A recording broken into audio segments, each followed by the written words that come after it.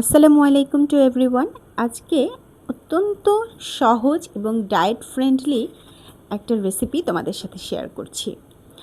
আজকে আমি এখানে চিকেন ব্রেস্ট পিসগুলোকে 100 গ্রাম ওজন করে কাট করে নিয়েছি। তাতে গোলমরিচ এবং লবণ দিয়ে ম্যারিনেট করে রেখেছি খুব ভালোভাবে, প্রায় 1 থেকে 1.5 ঘন্টা।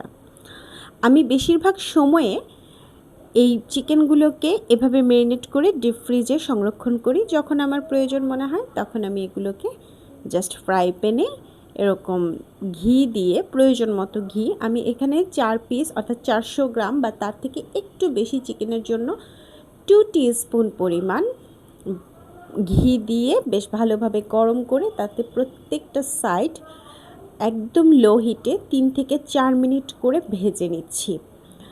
এখানে দেখতে পাচ্ছ যে এক একটা সাইডে আমি প্রায় একদম গোল্ডেন কালার চলে আসছে। এরপর আমি এখানে একটি রসুনকে খুব ভালোভাবে কুচিয়ে নিয়ে তা অ্যাড করছি। তোমরা চাইলে সরাসরি ঘি বা বাটারের ওপর দিয়ে রসুনটাকে একটু ভেজে তারপর চিকেনটাকে দিতে পারো, তবে আমার এভাবে চিকেনটা দিলেও ভালো লাগে। আর তাছাড়া আমার জন্য একটু সহজও হয়। এই যে তোমরা দেখতে পাচ্ছ চিকেন থেকে নিজে থেকে পানি উঠে এসে কেমন সুন্দর একটা রং চলে আসছে। এ পর্যায়ে আমি একদম শুধুমাত্র লবণটা একটু চেক করে নিয়েছি, আর কিছুই না। জাস্ট শেষে একটু লেমন জুস দিয়ে নামিয়ে নেব। আমি এভাবেই এটাকে সার্ভ করেছিলাম ভেজিসের সাথে। তোমরাও এভাবে খেয়ে দেখতে পারো, ওজন কিন্তু নিয়ন্ত্রণে থাকবে, খাবারটাও খুব টেস্টি।